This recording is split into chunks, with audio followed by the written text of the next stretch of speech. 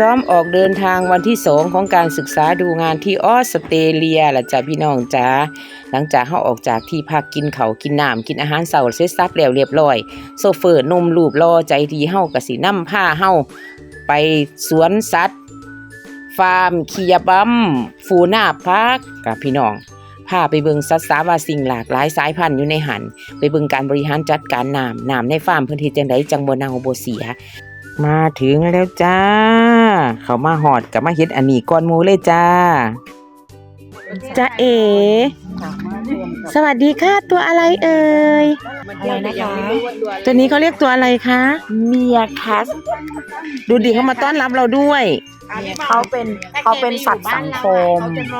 อ๋อนั่นไงดูลักษณะเขาจะเป็นยังไงคะเขาเป็นคนที่เข้ากับคนอื่นได้ง่ายมากอ๋อนี่ไงมาแล้วเห็นไหมเขาชอบสังคมเขาชอบอยู่รวมกับคนไหนก็ได้อ๋ออยู่กับใครก็ได้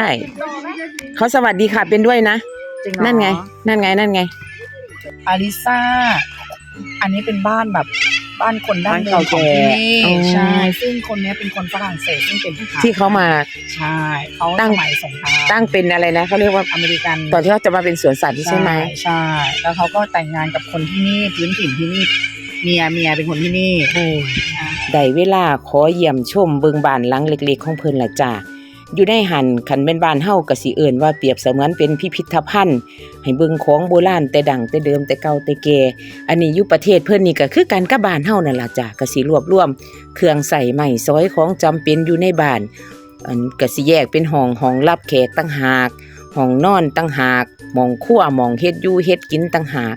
กะที่แน่ๆก็คือประเทศเพิ่นนั่นสิมีเตาไฟตลอดเลยจ้ะแต่บ้านแต่ละหลังนี่ก็จะมีเตาไฟมองให้ความอบอุ่นเพราะว่ามันเป็นประเทศค่อนข้างสิออกไปทางหนาวๆเนาะจ้ะเฮาก็สิเบิ่งไปแล้วก็คือเห็นบ้านเจ้าของเด้บาดนี่ภารกิจต่อไปตามหาจิงโจ้จ้าอยากเห็นตัวเป็นๆนานเห็นแล้วพี่น้องบัดนี้ยืนพ่อว่ออยู่เอ้ยหันหน้าปับแปบมาโลดบัดนี้โตเป็นเลยจ้ะพี่น้องจิงโจ้จริงๆด้วยถ้าเบิ่งเด้อเพิ่นสิไปแบบใดขาหลังเพิ่นสิยาวกว่าขาหน้าจ้ะการสัญจรเพิ่นสิเอาขาหน้าลงก่อนแล้วก็ขาหลังเป็นตัวยันจ้ะอาหารที่เพิ่นกินเนี่ยก็จะเป็นใบไม้แล้วก็เป็นหญ้ากินคือกันกับงัวนี่ล่ะจ้ะบัดเวลาเพิ่นไปปั๊บเพิ่นก็สิเอาขาหลังยันยกขาหน้าขึ้นถ้าเบิ่งเด้อเพิ่นสิไปให้เบิ่งจ้ะ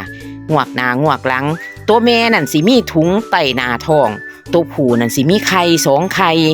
แล้วก็ขนเพิ่นก็สิคือกันกับขนหมาบ้านเฮาหรือว่าขนสุนัขบ้านเฮานี่ล่ะจ้ะถ้าเบิ่งเด้อบัดเวลาเพิ่นสิไปแบบนี้บัดนี้สักขะโยงโคงเคง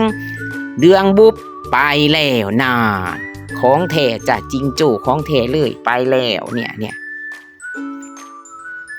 อ้าวนอนหลับแล้วพี่น้องบัดนี้เห็นจิงโจ้ตัวเป็นๆแล้วก็ได้สัมผัสได้ใบเบิ่งพร้อมละจ้านอนหลับแล้วบัดนี้มาแดนจิงโจ้ได้เห็นจิงโจ้แล้วก็ได้ใบจิงโจ้ละจ้า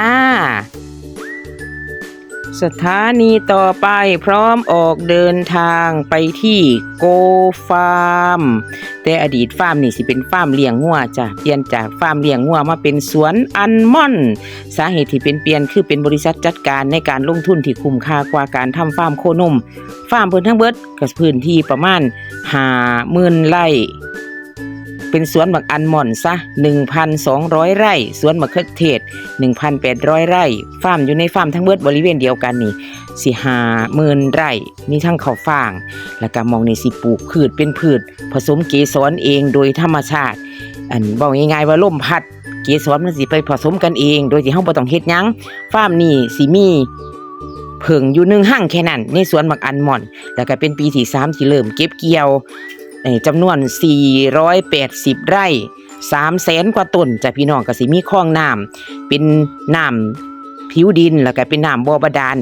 50% คือ50ส่วน50แล้วก็มาผสมกันคือเห็นบ้านเฮาพี่น้องทรัพยากรบ้านเฮานี่หลายแห่ง